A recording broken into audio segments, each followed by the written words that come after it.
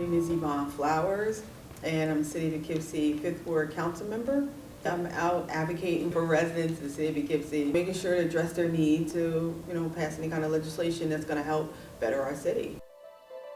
The ward I live in, and also the ward I represent, is the 5th Ward. It's an urban community that has a lot of challenges, where we see the ups and downs of drug trafficking, dealing with sometimes that particular ward or that neighborhood gets less of the services.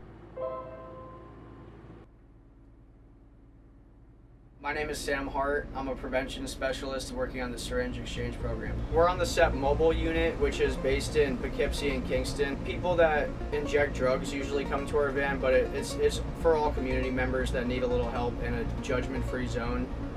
And we can give them supplies to cleanly use, fentanyl testing strips. We also provide Narcan, the drug that reverses overdoses. Doing an interview. Oh, okay, good enough. I'll talk to you later. All right. My story starts with school. I never wanted to go. At a certain point, they introduced me to something called PINS, which is Persons in Need of Supervision.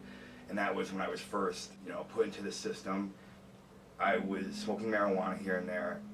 They were drug testing me because it's basically like probation for children. They prescribed me Adderall. I realized that Adderall was, a drug you can get high on. So I started sniffing it and, abusing that. And then my mother, she got prescribed Oxycontin.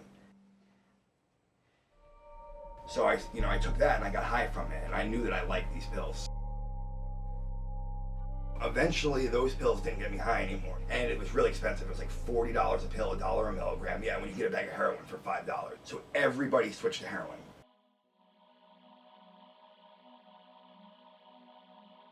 Frank is a family friend of mine, and he has been for close to a decade.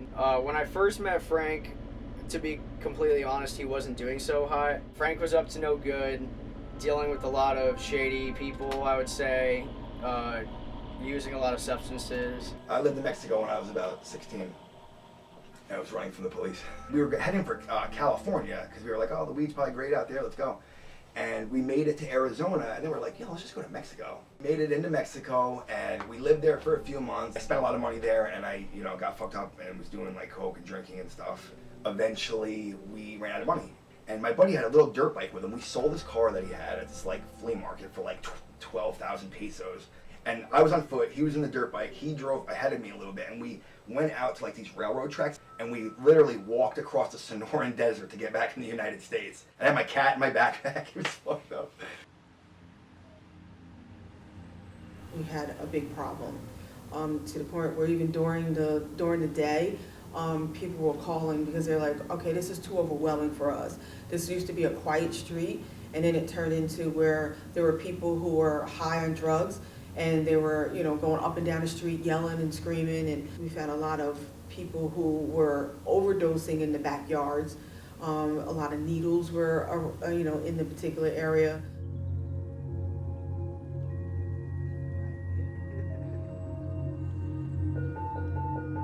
911 station standby for 2 alarms. First engine 2 and mobile light priority 1. Male down, unknown and breathing.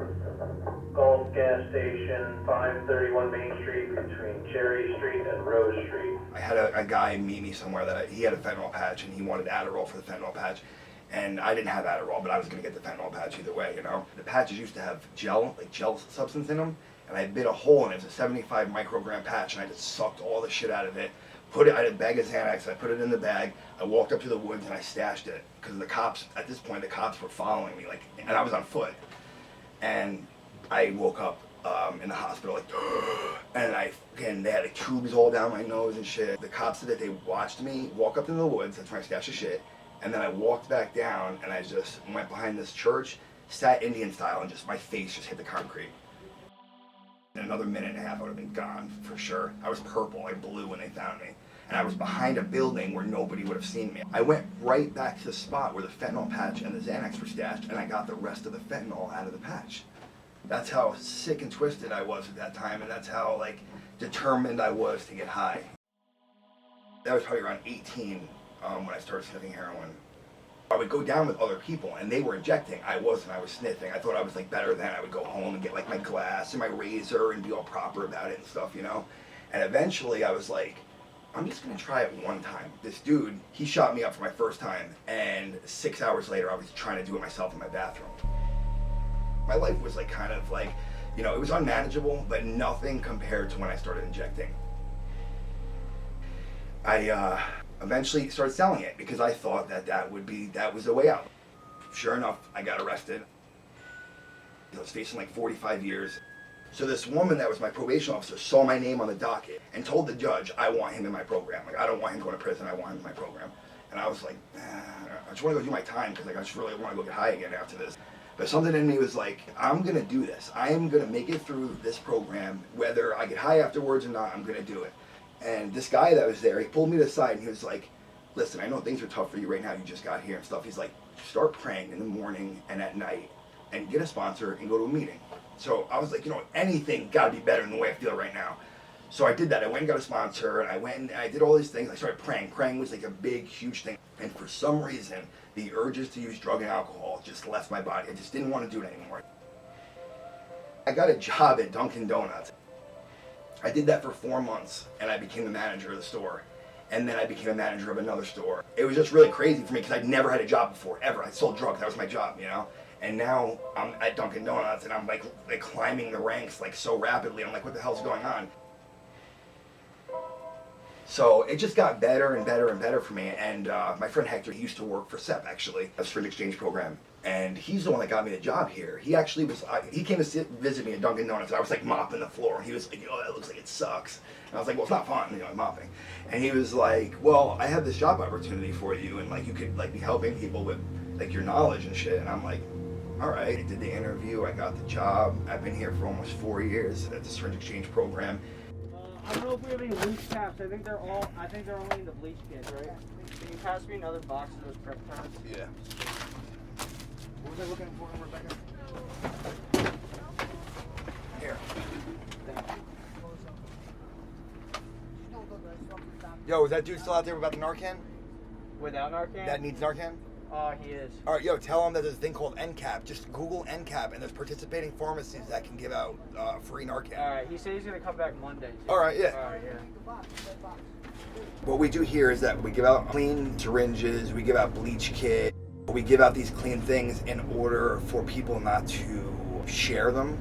You hear the stories of many people who are addicted to drugs and using needles or sharing needles. They're using old needles because they don't know where to get clean needles or they can't afford them. I remember I used to reuse a syringe until it had no numbers left on it. The fucking needle was bent on it. It was like a butter knife going in, you know what I mean? I never thought about any of that stuff. But if I would have had people like, hey, you could do it like this and be safer, I probably would have, you know?